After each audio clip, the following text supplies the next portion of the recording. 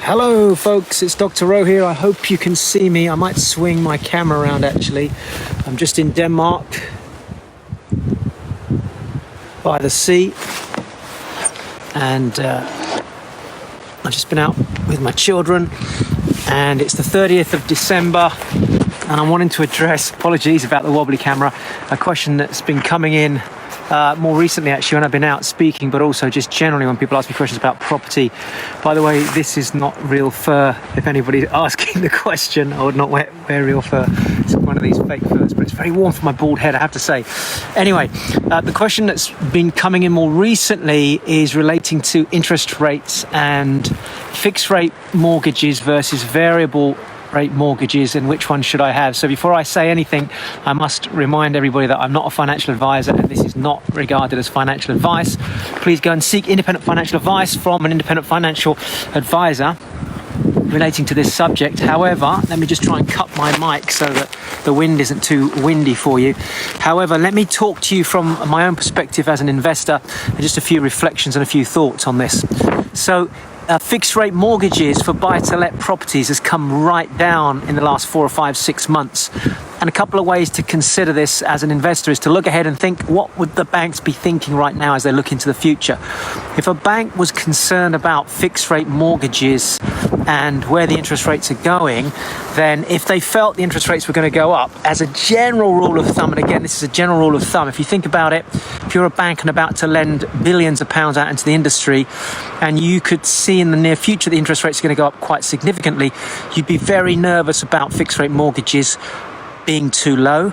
If you set them too low, you're going to lose out, because if you set them low right now and then they go up in the future, you're going to lose out as a bank. Equally, if you set them too high, you might get yourself into trouble if the interest rate is going to go down. So from a bank's perspective, they have to sort of take a view that if the mortgage rates need to be appealing to people as the bank, I want to get interest from other people, then the key thing here, hi Timothy, nice to see you, if you're a bank lending out into the industry, you want to get enough interest in your mortgage product. If your interest rate is too high, people aren't going to come to you. So what the banks are doing at the moment, if you look at it, is they're setting out really low rate fixed rate mortgages 2, 3, 4, 5 years out. If the banks thought, and this is my view on it, if the banks thought that interest rates were going to shoot up significantly, think about it from a bank's perspective, it's unlikely that you're going to set low 2.5%, 3.5% fixed rate mortgages out for 5 years. If you anticipated the interest rates going up, say in the next 2 years, you'd most likely haul in your fixed rate periods and most likely hike up your interest rates, or at least moderately increase them to allow for that potential adjustment that may happen. So I've always done this. I've looked at what the fixed rate mortgages are doing and to establish what I think the bank's view is. And if you look historically at some previous charts, and you can go and Google this and look at fixed rate mortgages in the UK, you'll see that they've basically come down and down and down and down and down over time, to the point where I believe that they're probably the lowest they have been, certainly in my history as an investor over the last 20 years. So I also then look at credit cards, and I realize actually if you look at the moment, that credit cards are giving out 0% credit cards for something like 24, 36, in some cases 39 months. When I started investing in property and we were using cards, for example, for renovation purposes, we could only get interest rates at 0% for about 6 months. As interest rates came down and the banks took a more favorable view to where interest rates were going in the future, we noticed that even on credit cards, 0% cards were going out for long periods as well. 2 years, 3 years. I noticed that bank loans at the moment are coming down. The interest rates are very low on those. So if you take it from that perspective, even now lending to limited companies, the rates have come down significantly, and that's also because of the interest that people have right now in setting up limited companies for buying their properties. So you've got to take a view. If you're looking at this as an investor and you're taking a long-term view on your properties, people say to me, well, should I be doing a fixed rate mortgage or a variable rate mortgage?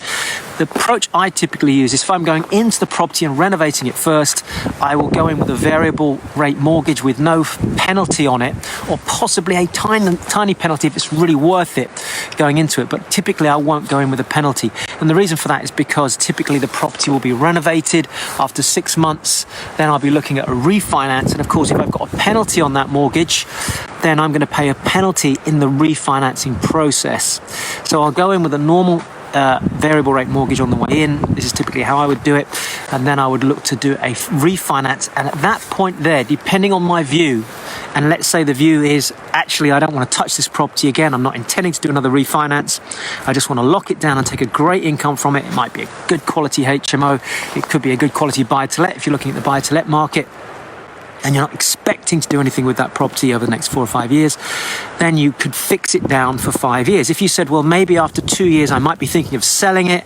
I might be thinking of doing something differently with it. I might be looking at, in fact, extending it, adding more rooms to it, going out the back, and then at that point, adding more value and doing a refinance at that stage, then it might be that you only set your fixed rate mortgage for 2 years with a view to then doing some more work to that property in 2 years' time. Hopefully this is making sense.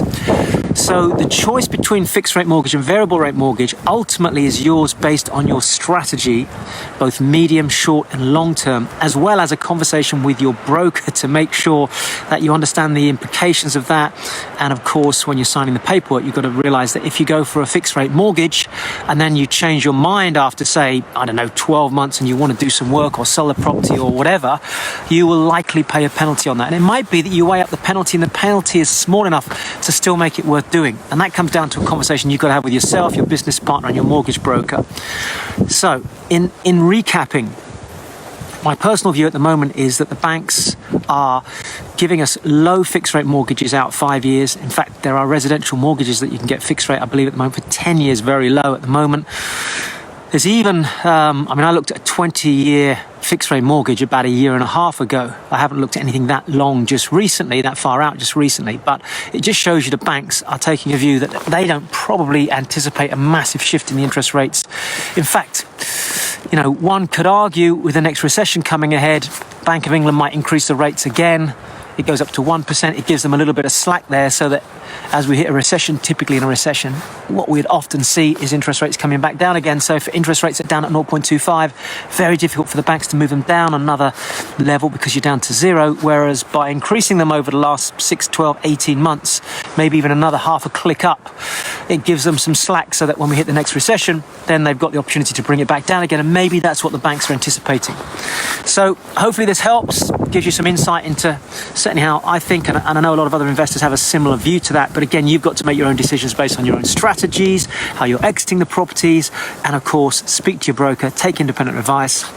Enjoy the last day and a half of this beautiful 2019. Dr. Rowe signing out. Take care.